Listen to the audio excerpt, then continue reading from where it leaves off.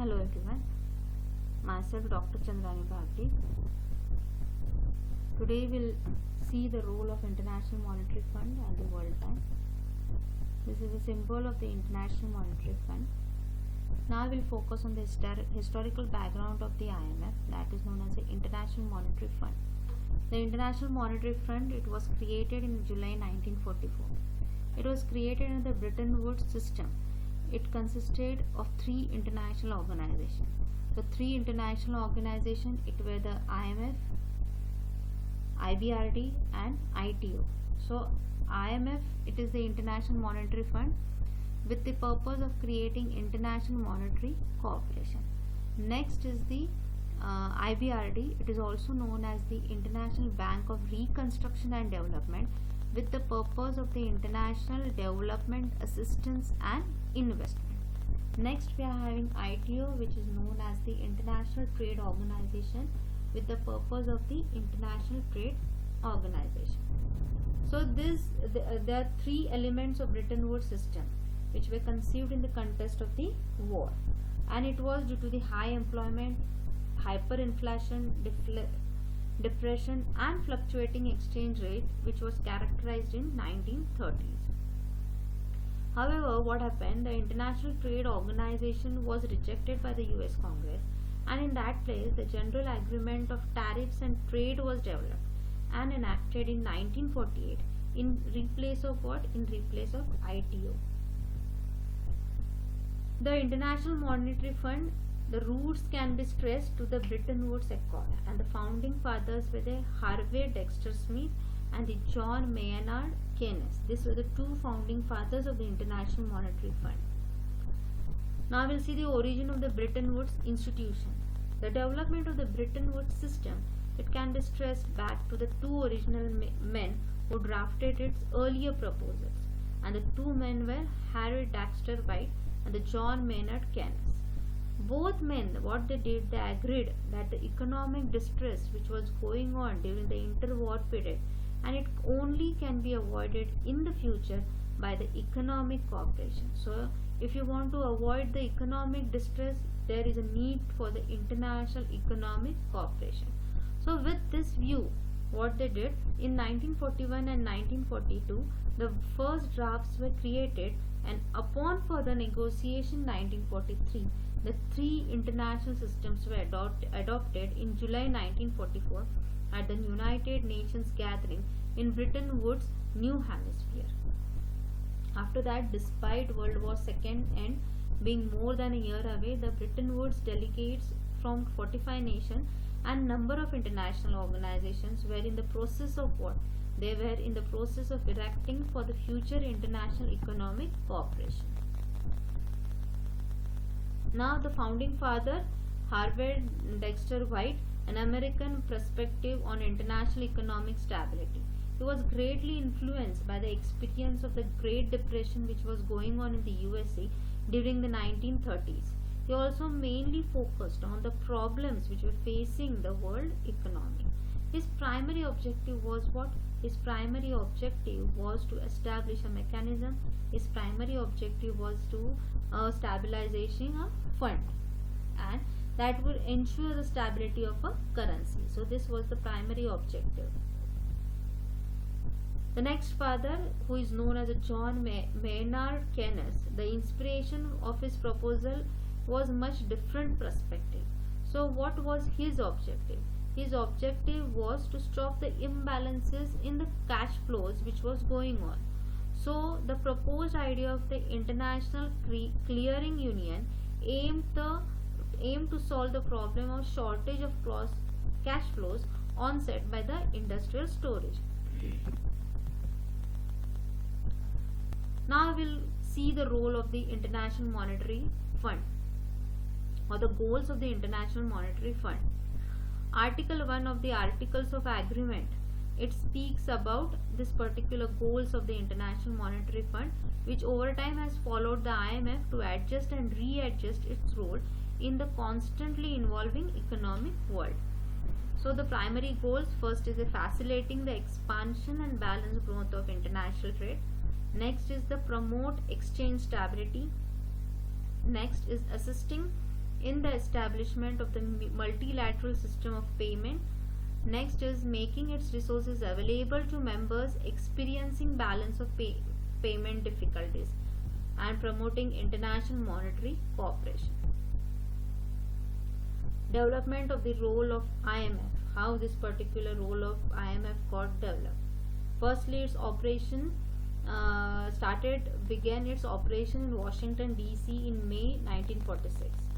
It adopted a par value regime, which meant that a country's currencies were valued against the price of a gold. The goal of IMF was to maintain a good order of this predictability or stable the international monetary system. After that, it was also felt that there should be an international currency developed. So, international currency which should be developed, and the main focus which was given in the Bretton Woods Agreement, that the US dollar was traced as being the important economic indicator or the currency developed, that was the US dollar. It wasn't until 1973 that the worldwide exchange rates converted from fixed to floating. So after 1973, the worldwide exchange rate, they were converted from fixed to floating. In the period of 1978, the second ever amendment was made to the Article of Agreement. And what was the amendment? It was allowing its members to choose the exchange agreement to determine the external values of their currencies. Now we'll see the objectives of the IMF. What are the objectives of the IMF? To promote the international monetary cooperation through a permanent institution, to facilitate the expansion of the balanced growth of international trade, and to contribute thereby to the promotion and maintenance of the huge levels of employment and real income, to promote exchange stability with a view to maintain orderly exchange arrangement among member countries, to assist in the establishment of multilateral systems of current transaction between members, to ensure balance in international trade, review economic policies of the member countries. So these were the objectives of the IMF. Now the functions of the IMF. First function, that is known as exchange arrangement. As you can see, there is an exchange of the currencies. So the exchange arrangement which should be done, how should be done, this is one of the main functions of the IMF. As a result of the second amendment in the article, each country can opt any of the following in the connection with the exchange rate. So these are the following points which has been given that a country can adopt if they want to exchange rates. A country can represent the value of its currency in terms of any other currency like dollar. So dollar is one of the currency rates which can be exchanged. The par value of a currency can be represented in SDRs. The exchange rate can be expressed in terms of some currency composite. No country is allowed to represent its currency in terms of gold. The members can make such arrangement where they can show the par value in terms of currency. So accordingly, in 1985, the arrangements regarding the exchange rate determination, the 32 countries had fixed exchange rate in terms of dollars. As I said before, dollars is the exchange rate. Next is surveillance. It is the responsibility of the fund to see whether the members are serious regarding their functions, whether they get guidance from the fund regarding the exchange rate policy. So in respect to this, three principles were developed. Three principles are what? A member, in order to get undue benefit, will not prefer any other member. For the sake of abolition of destabilizing forces in exchange rate, government should interfere in foreign exchange market. Nextly, it is said regarding such intervention, it should be kept in view that the interest of other countries be not affected. So interest of other countries should not be affected.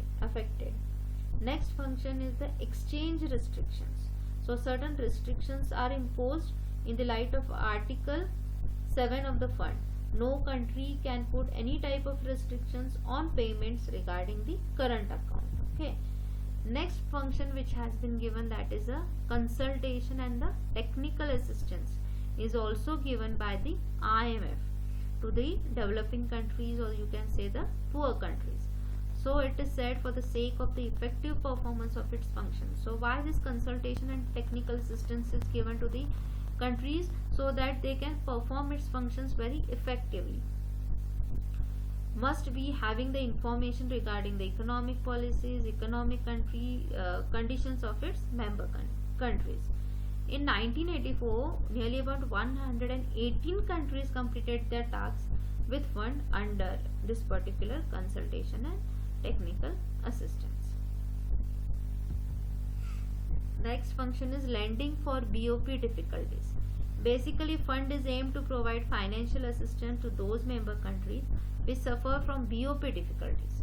But to the poor countries, it also assists in the attainment of the growth and alleviation of the poverty. Now, the resources of IMF, where these resources come. The quota which is there, this is one of the resources of the IMF. The main source of the fund is those subscriptions which are paid by the members in the form of a quotas. So they are paid in the form of a quotas. We also know that each country has nearly about 75% of its quotas in terms of the domestic currency, 25% in terms of the SDRs. So in this way, the fund or the main source of the fund is done. Next, in order to enhance its resources, the fund can borrow from official as well as unofficial sources. Fund obtained its first loan in 1962 under general arrangement to borrow. In 1983, the GAB has extended accordingly. Under GAB, fund has borrowed from US, Japan, Saudi Arabia, France and many other. Against such loan, the fund pays as much interest as it gets against the use of SDRs. Fund gets three types of charges against the use of sources. The first, it is said each country has to pay 0.5 as a service charge. The agreement fee is 25 per annum. The borrowing country has to pay 7% as a interest charges. Countries that qualify for financial assistance. So which are the countries to whom the financial assistance should be given? The countries who are having the economic crisis, and this economic crisis are due to inflation, hyperinflation, drought, political unrest. These particular countries can be given a financial assistance. Now which country again qualify for the financial assistance? The IMF is also working to reduce poverty in the poor countries around the world.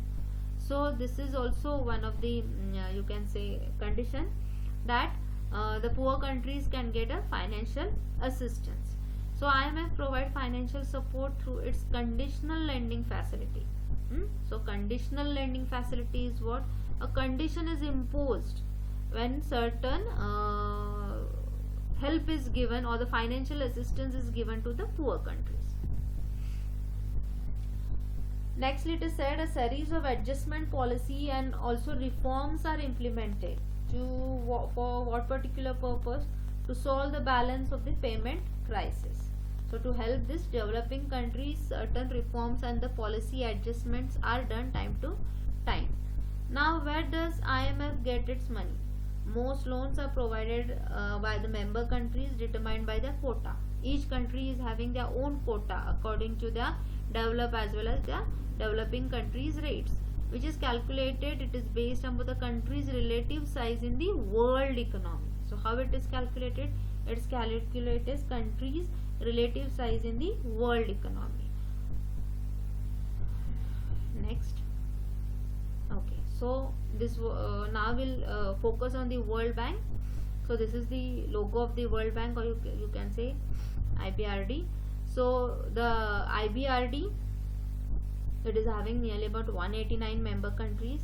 But one thing I would like to tell, that membership of the IMF is necessary for IBRD. Still and then you are having a membership of IMF, you will not be it is necessary to having a IBRD. Next, we'll see the historical background. Conceived in 1944 at the Bretton Woods Monetary Conference in Bretton Woods, New Hampshire, the World Bank initial aim was to help to rebuild the European countries which were affected by the World War II. So this was the main aim or the initial aim when the World Bank came into the existence, to help rebuild the European countries which were affected by the World War II. After that, the first loan was given in 1947 to France for post-war reconstruction. In 1950s and 1960s, the funding of the large infrastructure projects such as dams, electrical grids, irrigation systems, roads was the bank's primary focus. After that, its focus also changed. In 1970s, the bank shifted its attention to poverty eradication. In 1980s, the bank continued to enlarge its focus on social issues, of social development. So this World Bank, or you can say in other words IBRD, it was established in 1st July 1944. It is having its headquarters in Washington DC. The membership are around 189 countries and offices in over 130 locations. Now we'll see the structure of World Bank. World Bank is made up of 189 member countries. Now these member countries, or you can say the shareholders, how they are represented? They are represented by the board of governors, and they are the ultimate policy makers of the World Bank. Generally, the governors, they are the member. The governors are the member countries. Okay, the ministers of the finance or the ministers of the development. So this particular ministers, they meet once a year at the annual meeting of the boards of the governor of the World Bank Group and the International Monetary Fund. Now, the institutions of the World Bank or the World Bank Group consist of the 5 organizations. First is the IBRD.